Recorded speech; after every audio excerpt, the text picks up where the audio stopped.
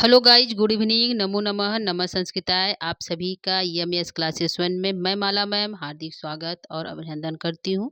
दोस्तों, आज का हमारा जो क्लास है हमारा वर्णों का उच्चारण स्थान, यानी जो वर्ण होते हैं उनका उच्चारण स्थान क्या है।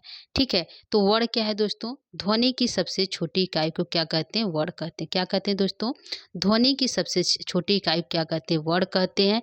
तो यह जो वर्ण हमारे हैं, जो हम अ बोलते हैं, आ बोलते हैं, क बोलते हैं, ख बोलते हैं, तो ये हमारे मुख के किस भाग से निकलता है?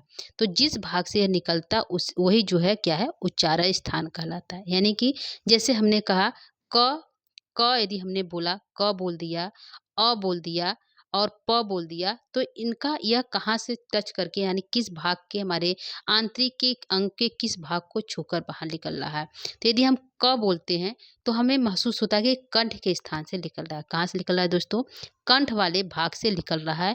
तो यदि हम पूछे क का उच्चारण स्थान क्या है, तो कंठ है। क्या है दोस्तों? कंठ है। यदि हम प बोलते हैं तो प कहाँ से निकल रहा है दोस्तों? तो ये आपको महसूस हो रहा है कि प जो हमारे दोनों होठों के बीच से निकल रहा है। क्या निकल रहा है दोनों दोस्तों? यह प जो हमारा जो है वर्ड है, यह हमारे होस्ट के बीच से निकल रहा है। तो इसको हम क्या बोलते हैं? उसका इसका उच्चारण स्थान क्या है? प का ओष्ठ है। क्या है दोस्तों? प का उच्चारण स्थान क्या है? ओष्ठ है। ठीक है। उसी प्रकार यदि हम बोलते हैं, च बोलते हैं कि च उच्चारण स्थान कहाँ है? तो च जब बोल रहे हैं तो हमारे दाँत जो है तालू को, यानी कि हमारी जीवा को दबाकर बाहर निकलती है, तो इसको हम तालु कहते हैं। क्या कहते हैं? च का उच्चारण स्थान क्या है दोस्तों? तालु है। ठीक है। उसी प्रकार यदि हम क्या है दोस्तों? इसी प्रकार यदि हम जो है री बोलते हैं या फिर ट बोलते हैं, तो यदि हम ट बोलते हैं तो ट कैसे निकल रहा है दोस्तों? हमारी जिह्वा को मोड़ कर बाहर निकल रहा है। क्या है? हमारी जीभ को मोड़ रहा है, फिर वर्ण बाहर निकल रहा है। तो जीभ का मुड़ना ही क्या कहलाता है? मूर्धा कहलाता है। क्या कहलाता है? उच्चारण स्थान यदि पूछा, ट का उच्चारण स्थान क्या है? तो मूर्धा है। ठीक है। तो इसी प्रकार जो है हम जो है इन सभी वर्णों का उच्चारण स्थान जो है आज यहाँ पे पढ़ेंगे। तो दोस्तों, आइए हम लोग जो स्टार्ट करते हैं आज के अपने आपके इस क्लास को, जो इम्पोर्टेंट है सभी परीक्षाओं के लिए, सभी बच्चों के लिए। आप इसको पढ़ सकते हैं, देख सकते हैं, लेकिन विशेष रूप से हमने जो टीएसटी के क्लास के लिए लेकर उपस्थित हुए हैं, जो बाबूराम सक्सेना के सिलेबस में लगा हुआ है। तो आइए हम लोग स्टार्ट करते हैं अपने आज के क्लास का। यहाँ है कि वर्णों का उच्चारण स्थान क्या है। ठीक है। तो उच्चारण स्थान क्या है दोस्तों? मुख के जिस भाग से बोल रहा है, मुख के जिस भाग से जिस वर्ण का उच्चारण किया जाता है, क्या किया जाता है? मुख के जिस भाग से जिस वर्ण का उच्चारण किया जाता है, वही उस वर्ण का उच्चारण स्थान कहलाता है। तो हमने बताया दोस्तों, मुख के जिस भाग से यदि कोई वर्ण निकल रहा है हमारे मुख से बाहर, तो जहाँ से निकल रहा है वही उसका उच्चारण स्थान कहलाता है। उच्चरित यानी स्थान, जहाँ से हम आ रहे हैं। जैसे एग्जाम्पल, हम अपने घर से आ रहे हैं तो हमारा निवास स्थान घर हो गया। उसी प्रकार वर्ण का भी कुछ न कुछ स्थान है जहाँ से वो बाहर निकलता है, मुख से, मुख के माध्यम से बाहर निकलता है। तो कहाँ से निकलता है? यदि हम इन शब्दों को, जैसे हमारे कंठ हो गया, मूर्धा हो गया, जिह्वा जो है, तालब हो गया, दंत हो गया, ओष्ठ हो गया, उष्म हो गया, तो यह वर्ण यदि हमारे एक स्थान से निकलते हैं, यदि हम इन सभी वर्णों को एक जगह एकत्रित कर लेते हैं कि कंठ के जितने भी वर्ण हैं, कंठ यानी कंठ से उच्चारित होने वाले जितने भी वर्ण हैं, यदि एक स्थान पर रहेंगे तो याद हम एक साथ कर सकते हैं, जो हमें आसानी से याद हो जाएगी। जैसे अभी हमने बताया, यदि हम र का उच्चारण स्थान पूछते हैं, क्या है? यदि हम र का उच्चारण स्थान पूछते हैं तो यह थोड़ा डिफिकल्ट हो जाएगा, कहाँ से निकल रहा है। ठीक है। तो ऋतु रसा नाम मूर्धा, यदि र बोलते हैं, र बोलिए, तो र बोलने पर हमारा क्या है? जिह्वा अच्छे से नहीं मोड़ रही है, यानी जीभ का मुड़ना ही मूर्धा कहलाता है। तो र को बोलने से जीभ नहीं मुड़ रही है, तो हम इसको आसानी से नहीं बता पाएंगे कि इसका उच्चारण स्थान वास्तविक रूप से है कहाँ, यह कहाँ से उच्चरित हो रहा है। तो इसका उच्चारण स्थान ऋतु रसाना मूर्धा है। तो इसका स्थान तो मूर्धा है, तो इसको याद करना थोड़ा डिफिकल्ट हो जाएगा। लेकिन इन्हीं वर्णों को यदि हम एक स्थान पर रख लेते हैं, एक सूत्र के माध्यम से पढ़ते हैं, एक सूत्र में पिरो कर पढ़ते हैं, तो आसानी से हम इसको याद कर सकते हैं। तो आइए हम सूत्रों के माध्यम से पढ़ते हैं एक साथ कि कौन से वर्ण कहाँ पे रखे हुए हैं। जैसे पहला हमारा सूत्र है, अकुह विसर्जनीय नाम कंठ, यानी कंठ से उच्चारित होने वाले सभी वर्ण एक जगह हैं। क्या है? कंठ से उच्चारित होने वाले सभी वर्ण एक जगह हैं। जैसे अकुह विसर्जनीय नाम कंठ। ठीक है।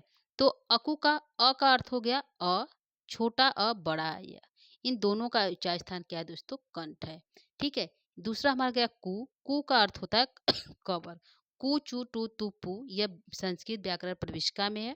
कु, चु, टू का अर्थ होता है, कु का अर्थ होगा क वर्ग, चु का अर्थ है च वर्ग, टू का अर्थ है त वर्ग। इस तरह से जो है उसके पांचों वर्ग शामिल है। इनको उदित वर्ग भी कहते हैं। क्या कहते हैं? उदित वर्ग भी कहते हैं।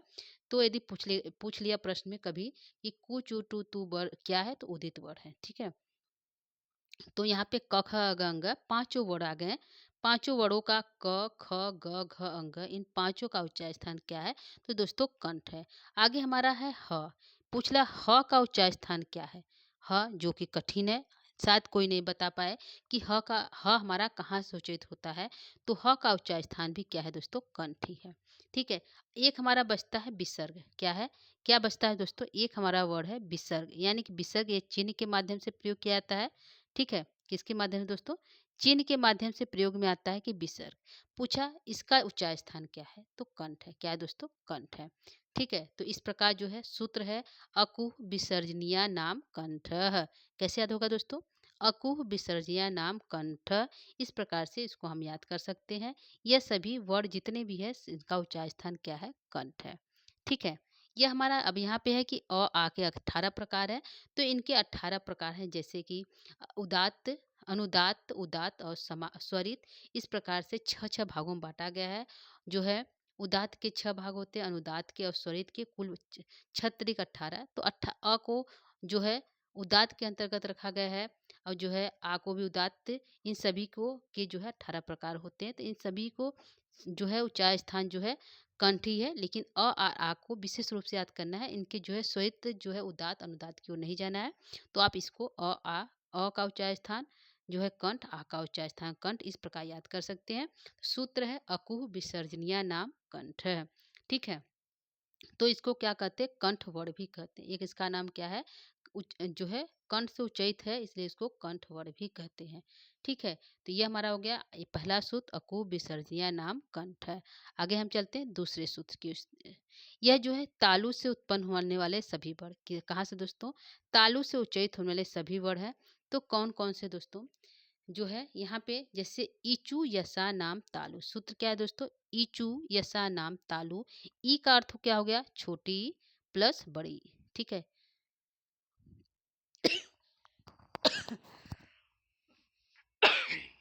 सही दोस्तों। यहाँ पे हो गया छोटी और बड़ी दोनों का उच्चार स्थान क्या है दोस्तों? तो तालु है। यहाँ चू का अर्थ हो गया, हमने बताया कि च वर्ग में च, छ, ज, झ, इ 5 वर्ड होता है। च, छ, ज, झ, इ। इन पांचों का उच्चार स्थान क्या है दोस्तों? तालु है। तो सूत्र है इचू। आगे हमारा य का उच्चार स्थान पूछा क्या है? तो तालु है। और साथ में एक हमारा क्या बचा? स। क्या बचा है दोस्तों? स। इसका उच्चार स्थान क्या है? तो इसको हम क्या बोलते हैं? तालव्य स। क्या बोलते हैं? तालव्य स। इसका भी उच्चार स्थान क्या है? तालु है। तो कितने वर्ड हो गए? ई हो गया, छोटा ई बड़ा ई। च वर्ग का च से ज ई है 5 हो गया। साथ में य हो गया, य का उच्चार स्थान तालु, श का उच्चार स्थान तालु। इन सभी का उच्चार स्थान क्या है दोस्तों? तालु है। तो यहाँ पे हमने एक साथ रखा है, आप इसको देख सकते हैं। इन सभी का उच्चार स्थान क्या है? तालु है। ठीक है? तालु होने के कारण इसका नाम एक है तालब वर्ण। इसको क्या कहते हैं? एक इसका उच्चार स्थान क्या है? इसका एक अलग नाम है तालब वर्ण, क्योंकि तालु से उच्चारित हो रहा है, इसलिए इसका नाम तालब वर्ण है। ठीक है? आगे हम चलते हैं, उच्चार स्थान तालु है। ठीक, आगे हमारा तीसरा सूत्र है। तीसरा सूत्र यहाँ पे कहता है दोस्तों, तीसरा सूत्र है ऋतु रसाना मूर्धा, यानी मूर्धा। मूर्धा क्या है दोस्तों? जब हम कोई भी वर्ड बोलते हैं, तो जब हमारी जिह्वा यानी जीभ जब मोड़ कर वह वर्ड बाहर निकलती है, जीभ को मोड़ कर जब कोई वर्ड बाहर निकलती है, तो उसको हम मूर्धा कहते हैं। क्या कहते हैं? मूर्धा। जैसे हमने ट बोला, ट बोलिए दोस्तों, यदि हम ट बोलते हैं तो हमारी जीभ जो है मुड़ जाती है। जीभ का मुड़ना ही जो है उसका उच्चार स्थान मूर्धा कहलाता है। जीभ को मोड़कर जब कोई वर्ड बाहर निकलता है तो वह मूर्धा, उसका उच्चार स्थान क्या हो जाएगा दोस्तों? मूर्धा। तो यहाँ पे सूत्र है ऋतु रसाणाम मूर्धा। क्या है? सूत्र कहता है ऋतु रसाणाम मूर्धा। री का अर्थ हो गया, री का अर्थ हो गया छोटा री और बड़ा री। मूर्धा री का री दो होते हैं, छोटा री होता है और बड़ा री। ठीक है, इन दोनों का उच्चार स्थान क्या है दोस्तों? मूर्धा है। अब आ गया टू, टू का अर्थ होता है ट वर्ग, ट के अर्थ ट, ठ, ड, ढ और अड़। ये 5 वर्ड है, सभी का उच्चार स्थान क्या है दोस्तों? मूर्धा है। आगे हमारा है र, र क्या है? र, र का उच्चार स्थान क्या है दोस्तों? मूर्धा। साथ में स का उच्चार स्थान मूर्धा है। तो श यदि हम बोलते हैं तो ये तो समझ में आ रहा है कि ये मूर्धा है, जीभ मुड़ कर निकल रही है। यदि हम र बोलते हैं तो बोलते वर्ड, जब हम र वर्ड बोलते हैं तो हमारी जीवा अच्छे से नहीं मुड़ती है, जिसको आसानी से हम नहीं पता कर सकते हैं कि र का उच्चार स्थान क्या है। लेकिन यदि सूत्र के माध्यम से इसको याद कर लेते हैं तो याद हो जाएगा कि र का उच्चार स्थान क्या है दोस्तों? मूर्धा है। तो सूत्र क्या है? ऋतु रसाणाम मूर्धा। ठीक है दोस्तों, तो इतने वर्ड जो मूर्धा के अंतर्गत रखे गए हैं, तो आप इसको देख सकते हैं, सभी वर्ड जो है मूर्धा से है। और मूर्धा से उत्पन्न होने के कारण इसको मूर्धन्य वर्ड भी कहते हैं। ठीक है, उच्चार स्थान क्या है? मूर्धा। ठीक है दोस्तों, तो उम्मीद करती हूँ कि 3 सूत्र आपको समझ में आ गया होगा। आगे हम चलते हैं चौथे सूत्र की तरफ। चौथा हमारा सूत्र है ली तू लसाना दंता। क्या है? ली तू नसाना दंता, यानी दंत से, यानी कि दंत क्या होता है दोस्तों? जब हम कोई वर्ड बोलते हैं जैसे त बोले तो दांत हमारी जीभा को दबाकर बाहर निकलती है। यानी अगर हम त, थ, द, ध न बोलते हैं तो यदि आप ट्राई करिए, इसको बोलिए तो समझ में आ जाएगा कि त बोलिए तो त जो है दांत, जो हमारे दंत जो है जीभा को दबाकर तब बाहर वर्ड निकल रहा है, तो इसका उच्चार स्थान दांत का दबकर निकलना ही क्या कहलाता है? दंत कहलाता है। ठीक है, तो हम यहाँ पे देखते हैं कि दंत के अंतर्गत ली का उच्चार स्थान दंत है। और तू, त वर्ग का उच्चार स्थान त, थ, त हो गया, थ हो गया, द हो गया, ध हो गया और न। इन सभी का उच्चार स्थान क्या है दोस्तों? दंत है। और बच गया हमारा क्या, जो ल, पूछा ल का उच्चार स्थान क्या है? तो दंत है। क्या है? दंत है। साथ में इस स का उच्चार स्थान दंत है। इन सभी का उच्चार स्थान क्या है दोस्तों? दंत है। ठीक है, तो सूत्र क्या है? ली तू लसानाम दंताः। क्या है? ली तू लसानाम दंता। ल का उच्चार स्थान दंत, री का उच्चार स्थान दंत, त वर्ग का उच्चार स्थान दंत, ल का और जो है श का उच्चार स्थान दंत है। ठीक है, ठीक है दोस्तों, यह हो गया। आगे चलते हैं दोस्तों, 1 मिनट। ठीक है, तो ये इतने के जो है उच्चार स्थान क्या है? दंत है। ये जो आपके एक साथ है। ठीक है, ठीक है दोस्तों, लिट्टू लसानाम दंता दंत है। तो इसको जो है दांता जो है इसको कहते हैं, यहाँ पे ये गलत हो गया है, इसको रंग कर दीजिए। इसका उच्चार स्थान क्या है? दंत है। ठीक है, आगे चलते हैं।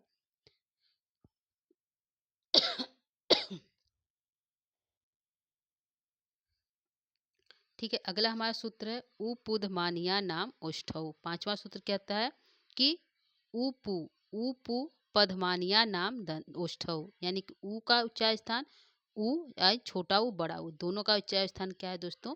क्या है? ओष्ठ है। ओष्ठौ उपुपधमानिया नाम ओष्ठौ। ऊ का उच्चार स्थान या छोटा ऊ हो या बड़ा ऊ, दोनों का उच्चार स्थान क्या है? ओष्ठ है। साथ में पू का अर्थ होता है प वर्ग, प, फ, प, फ, ब और भ और म, इन सभी का उच्चार स्थान क्या है दोस्तों? क्या है? ओष्ठ है। और साथ में क्या? उपधमानिया ना, उपधमानिया अर्थ होता है जो प और फ के पहले इस तरह के अर्ध विसर्ग की तरह लगा होता है। प और साथ में फ के पहले, इसी को भी, इसका उच्चार स्थान क्या है दोस्तों? इनका उच्चार स्थान भी जो है उपद ओष्ठऊ है। ठीक है, तो यहाँ पे हमने लिखा है दोस्तों, यहाँ पे देख लीजिए, इन जो छोटा ऊ बड़ा ऊ, यहाँ पे हलंत है म में। ठीक है, और साथ में यहाँ पे चिन्ह बनाने में थोड़ा डिफिकल्ट हुआ है, तो हमने इस यक्ष बना दिया, चिन्ह इस तरह से रहेगा। ठीक है, प वर्ड और जो है फ के पहले इस तरह से चिन्ह लगे होंगे, इसी को हम बोलते हैं उपधमानी, यानी इन इन दोनों का भी उच्चार स्थान क्या है? ओष्ठ है। क्या है दोस्तों? ओष्ठ है। तो छोटा ऊ बड़ा ऊ, साथ में प फ ब भ म और जो है उपधमानी, यानी प और फ के पहले इस प्रकार चिन्ह लगे रहेंगे। इन सभी का उच्चार स्थान क्या है? जो है तो ओष्ठ है। ओष्ठ होने के कारण इसको ओष्ठ वर्ड भी कहते हैं। ठीक है, तो उच्चार स्थान क्या? ओष्ठौ। ठीक है दोस्तों, तो हम जो है उम्मीद करते हैं कि आपको 5 सूत्र याद हो गया होगा। आगे हम चलते हैं, जो है 6 सूत्र के 6वां हमारा सूत्र है इयमंगणना नाम नासिका। ई मंगणना नाम नासिका। इ जो हमारे, एक तो हमारा दोस्तों सूत्र है इमंगणना नाम नासिका। च का अर्थ होता है और, च का अर्थ होता है दोस्तों और भी उच्चारण स्थान है, यानी कि ञ का उच्चारण स्थान, म का उच्चारण स्थान, अंग का उच्चारण स्थान, अड़ का और न, इन पांचों वर्ण का उच्चारण स्थान क्या है? नासिका है। क्या है दोस्तों? नासिका है। लेकिन च कह रहा है कि और भी है, तो और ही भी क्या है दोस्तों? जैसे हमने पहले ही सूत्र पढ़ाया कि अकुह विसर्जन नाम कंठ, यानी कु वर्ण के अंतर्गत पांचों वर्ण आते हैं जो कंठ के अंतर्गत रखे गए हैं। ठीक है, देख लेते हैं। जैसे हमने कु वर्ग के अंतर्गत, अकुह के अंतर्गत क वर्ग आता है, जैसे क, ख, ग, घ, अंग। तो अंग तो यहाँ पर भी है और अंग यहाँ पर भी है। इमंगड़नम में भी अंग है और कु वर्ग में भी अंग है। तो इसका स्थान, उच्चार स्थान तो कंठ हो गया। तो कह रहा है कि इमंगड़नम का जो है ई और म और अंग और न का उच्चार स्थान नासिका है। च और भी है। तो यदि हम पूछते हैं कि अंग का उच्चार स्थान नासिका है और क्या है, और क्या है दोस्तों? तो कंठ है। क्या है? कंठ है। यानी कि नासिका के साथ साथ इन पांचों वर्ण का उच्चार स्थान उनके उच्चार स्थान के साथ लगता है। ठीक है, उम्मीद करती हूँ समझ में आ गया दोस्तों। जैसे हमने बताया इया, टठड, इया, इया का उच्चार स्थान क्या है? ऋतु रसानाम मूर्धा, मूर्धा है। क्या है दोस्तों? इया का उच्चार स्थान मूर्धा है। ऋतु रसानाम जो है ट ठ ड जो है सॉरी दोस्तों, इच्चा वर्ग के अंतर्गत आएगा इया। ठीक है, चछ ज इया, इया का उच्चार स्थान क्या है दोस्तों? मूर्धा है। क्या है? मूर्धा है। तो यहाँ पे हो गया कि इया का उच्चार स्थान मूर्धा है, तो यहाँ नासिका है। तो इमंगड़नम जो है इसका पांचवा अर्थ जो है सभी पांचों वर्ण के से क से म तक उन सभी पांचों वर्ण का जो पांचवा अक्षर होता है उसके उच्चार स्थान के साथ साथ क्या होता है? नासिका भी होता है। यानी कि इसका उच्चार स्थान दो जगह होता है। एक तो उसी वर्ण का उच्चार स्थान से कंठ, मूर्धा, तालु होता है। साथ में पांचवें वर्ण का सभी का उच्चार स्थान नासिका भी होता है। इसीलिए सूत्र में लिखा गया है इमंगड़ा नाम नासिका च, मगर नासिका के साथ साथ उसका उच्चार स्थान भी होता है। तो यह समझ में आ गया होगा दोस्तों। तो आगे ये हो गया हमारा। ठीक है, ये हमारा हो गया पांचों का अनुनासिक वर्ण। ठीक है, इसको क्या कहते हैं? नासिका से उत्पन्न होने के कारण इसका एक नाम है अनुनासिक वर्ण। ठीक है, उच्चार स्थान क्या है? नासिका। ठीक है, क्या है? नासिका। ठीक, ये हमारा हो गया छठवां सूत्र। आगे हम चलते हैं सातवें सूत्र के साथ। सातवां सूत्र कहता है ए दैतो कंठ तालु, यानी कि ए दैतो का अर्थ होता है छोटा ए और ऐ। ठीक है, क्या हो गया? ए ऐ औ, इन दोनों का उच्चार स्थान क्या है दोस्तों? कंठ और तालु है। क्यों तालु, कंठ और तालु दोस्तों? क्योंकि ये दोनों जो है संयुक्त वर्ण है। ये है, यह दोनों संयुक्त वर्ण है। संयुक्त का मतलब होता है जिसमें दो वर्ण शामिल हो। क्या हो? जिसमें जिसमें दो वर्ण चालू हो, जो शामिल होता है उसी को हम संयुक्त वर्ण या मिश्रित वर्ण कहते हैं। ठीक है, तो ये यदि हम बनाते हैं तो इस यह जो ये हमारा बना कैसे? तो जो है सूत्र है अ प्लस ई के मिलने से क्या बनता है? ए बनता है। क्या बनता है? ए बनता है। तो यदि हम कहें कि अ का उच्चार स्थान क्या है? तो अकु विसर्जनाम कंठ से कंठ हो गया। ठीक है, और इच्छु ईशानाम तालु से तालु हो गया। ठीक है, तो दोनों के मिलने से हमारा ए बना, तो उसका उच्चार स्थान कंठ और तालु हुआ। क्या हो दोस्तों? यदि हमारा ए जो है अ और ई के मिलने से बनता है, तो अ का उच्चार स्थान कंठ है और ई का उच्चार स्थान तालु है, तो दोनों के मिलने से ए बन गया। तो ए बना तो उसका उच्चार स्थान क्या हो जाएगा दोस्तों? कंठ और तालु। क्या हो जाएगा? कंठ और तालु। इसलिए सूत्र है ए दै तो कंठ तालु। ठीक है, उसी प्रकार आई का उच्चार स्थान क्या है?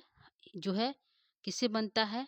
ए अ और ए के मिलने से क्या बनता है? आई बनता है। क्या बनता है? आई बनता है। तो अ का उच्चार स्थान जो है हमारा क्या है? कंठ है और ए का स्थान कंठ तालु है। तो हमारा उच्चार स्थान क्या हो गया? कंठ और तालु। ठीक है, तो ये दे तो कंठ और तालु, उच्चार स्थान कंठ तालु हो गया, इसलिए इसको कंठ तालव्य वर्ण भी कहते हैं। ठीक है, आगे हम चलते हैं नौवें सूत्र की तरफ। नौवा है ओ दैतो कंठोष्ठम। क्या है? ओ दैतो कंठोष्ठम। ओ दैतो का मतलब ओ का उच्चार स्थान कंठ और कंठोष्ठम है। कंठ और जो है कंठ और ओष्ठ है, और जो है औ का उच्चार स्थान भी कंठ और ओष्ठ है।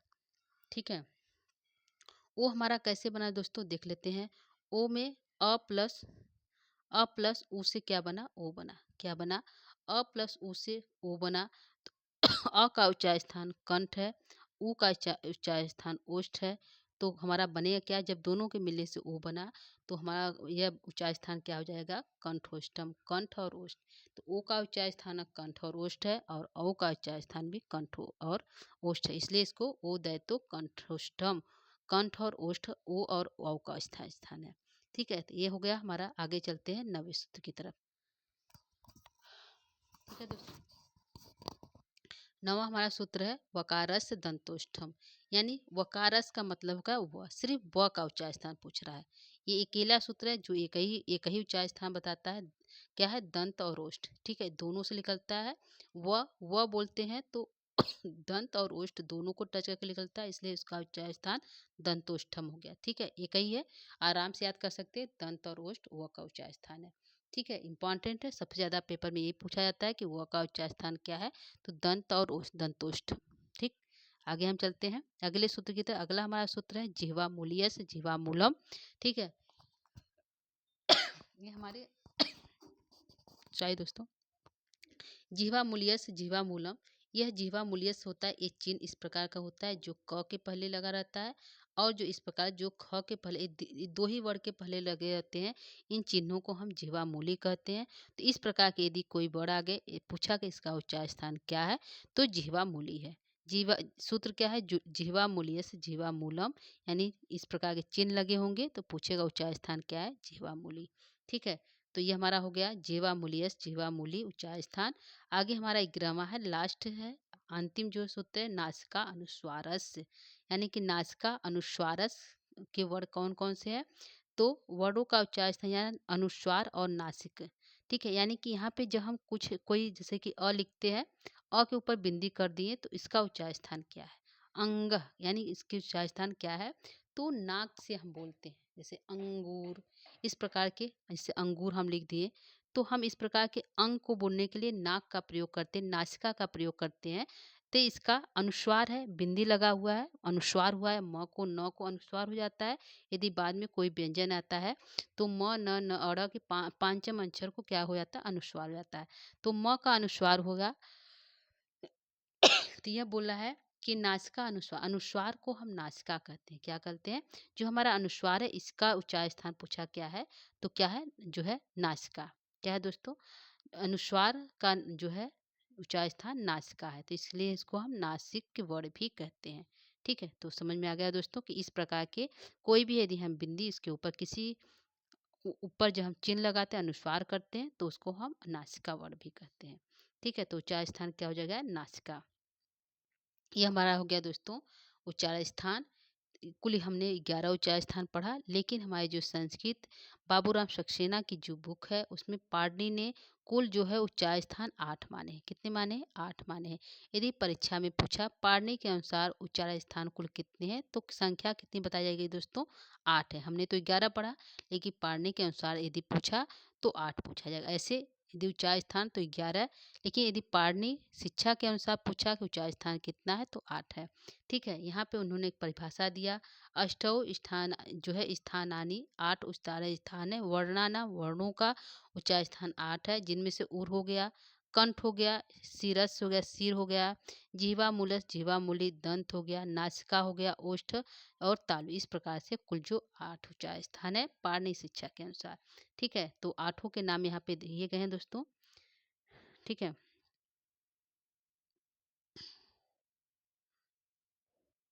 यहाँ पे दोस्तों 8 के नाम है उर, कंठ, मुर्दा, जीवा मूली, दंत, नासिका, तालु। कितने, 1 2 3 4 5 6 7, एक हमारा छूट रहा है। ठीक है, उर, कंठ, मूर्धा, जीवा मूली, दंत, नासिका और तालु। ठीक है, तो ऊर हो गया, कर्ण, सिरस, सिर एक हो गया, सिरस। इस प्रकार से कुल हमारे जो है नासिका और ओष्ठ, यहाँ पे ओष्ठ छूटा, तो नासिका और ओष्ठ, तालु के साथ ओष्ठ भी है, ओष्ठ छूटा था, तो हमारे 8 जो है यह उच्चार स्थान जो है पाणिनि के अनुसार है। ठीक है दोस्तों, तो यह हमारा आज का क्लास था, वर्णों का उच्चार स्थान। उम्मीद करती हूँ कि समझ में आया होगा। हम इसको याद करके आसानी से पता कर सकते हैं कि किस कौन सा वर्ण किस स्थान पर है। ठीक है दोस्तों, तो आज के लिए इतना ही। आज के लिए इतना ही दोस्तों। नमो नमः, नमः संस्कृताय, धन्यवाद।